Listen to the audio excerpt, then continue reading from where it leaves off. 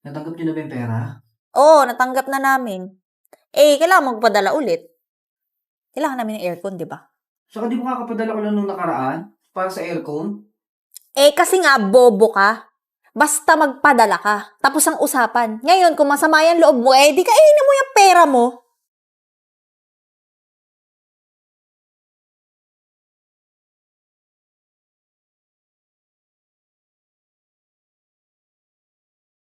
Oh, ano nangyari sa'yo?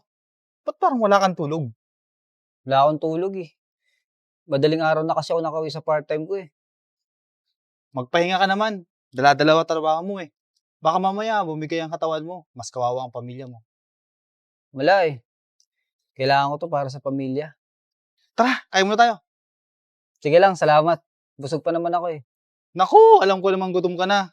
Tara, kain na tayo. Sige.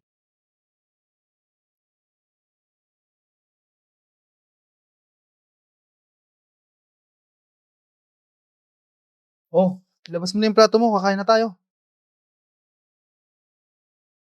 Tara na, kain na tayo. Ano ulam natin? Itong ulam natin, karne.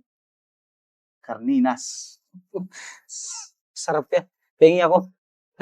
Thank you, thank you.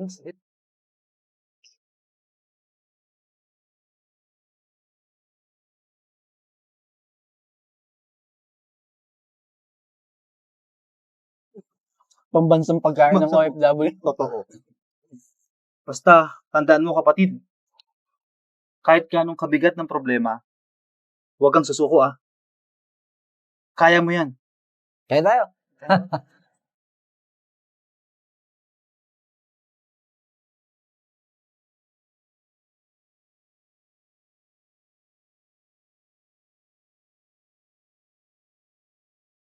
Yes, B. B, kailangan ko ng pera ngayon. Nakulong yung pinsan ko.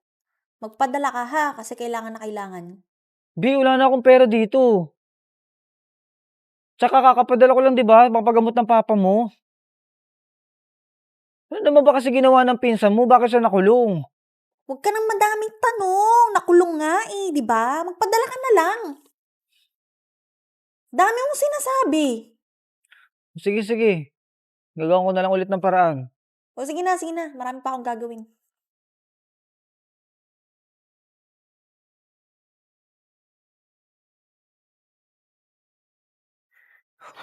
Kapatid, Oh, kapatid, sensya ka na. May tatanong sana ako sa'yo eh. ano ba yan? May extra ka ba dyan? Kailangan ko magpadala sa Pinas eh. Ganun ba? Meron pa naman. Magkano bang kailangan mo? Kahit magkano lang. Sandali, tignan ko ah. Sensya ka na. Ayos lang. Paano ba yan?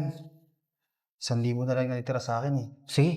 Okay Ayos na yan. lang ba sa'yo? Oo, maraming salamat. Malaking tulong na yan. Sige kapatid. Salamat kapatid. Babayaran ko talaga to, promise. Walang problema kapatid. Salamat. Now.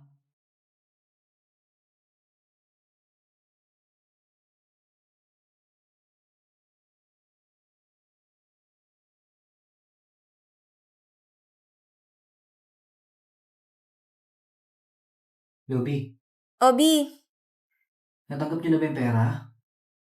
Hinutang ko pa yan para mapadala ko. oo, natanggap na namin.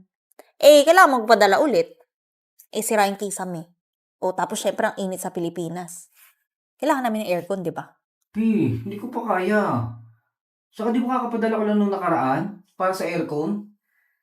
Hindi mo binili? Pinautang ko na nga sa tita ko. Tsaka ba't ba ang dami mong tanong? Mga kapitbahay natin, yung mga asawa nila, nandito na sa Pilipinas. Ikaw ang tagal-tagal mo na dyan, wala ka pang ipon. Paano naman ako makakaipon? Konting kibot, puro problema. Buwan-buwan na lang bago sumahod, may nangyari yan sa inyo na kailangan ng pera. Tagal-tagal ko na dito sa abroad, Nahirapan din ako. Kasi nga, bobo ka. Di ba sinabi ko sa'yo, huwag ka mag-abroad? Hindi ka nakikinig eh.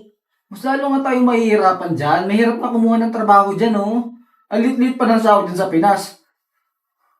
Kahit nga mahirap dito, nagtitiis ako eh. Kasi para sa inyo.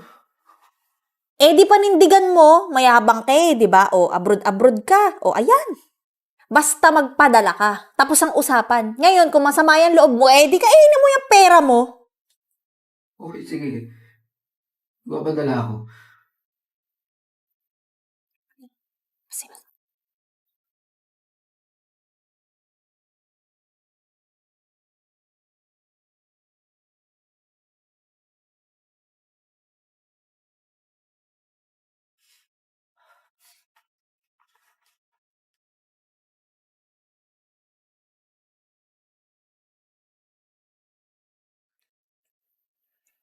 Nga pala, Jiro, may bad news ako. Ano po yun? Marami kasing hindi mare-renew dito sa trabaho eh. Alam mo na, nag-cost cutting ang kumpanya. And isa ka dun. Sir, paano naman po yung pamilya ko? Ako lang inaasahan. Hindi ko alam eh. Pasensya ka na ah.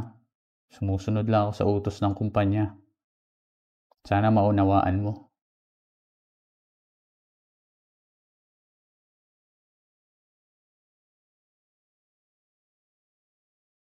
Basta. Nabalitaan mo na ba? Oo, na hindi ka na marirenew. Ako rin naman, hindi na marirenew. May sakit din yung nanay ko.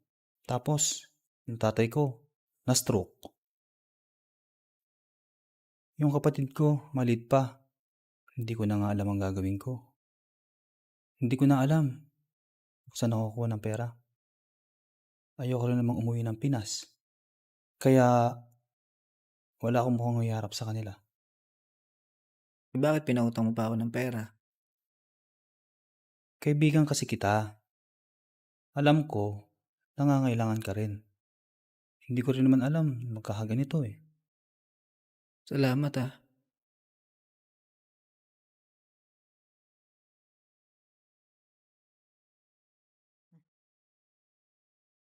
Hello, napatawag ka? Kuya, may emergency. Ha? Ano emergency? Basta si ate, umuwi ka na lang. Sige, magsasabi ako sa amo ko. Sir, good evening po. Sir, kailangan ko po kasing umuwi ng Pinas, sir. Sobrang emergency lang po. Sir, baka naman po pwedeng gamitin ko na yung bakasyon ko. Okay, ganito, Jiro. Total, hindi ka naman i-renew. Papayagan ko nang gamitin yung mga natitira mong bakasyon. Okay? Okay po, sige po. Sir, salamat po.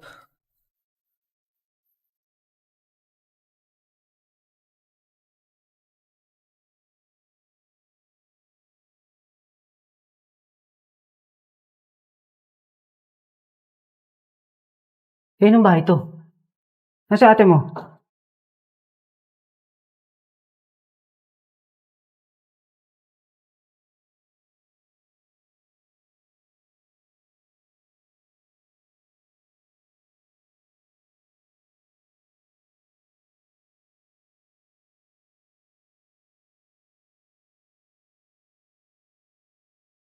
Teka. Ano emergency? Akala ko may sakit ka. Tsaka inong bahay to? Sa'yo. Sa akin? Yes? Sa'yo. Paano? Lahat ng pinadala mong pera, inipon ko. Hindi totoo na sira yung kisame. Hindi totoo na nakulong yung pinsan ko.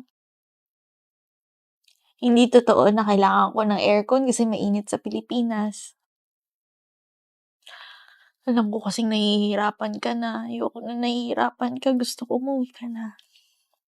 Ang pera kinikita. Ang pamilya, limitado lang yung oras para makasama mo sila. Dito ka na lang magtrabaho. Kahit maliit yung kita, at least magkakasama. Salamat.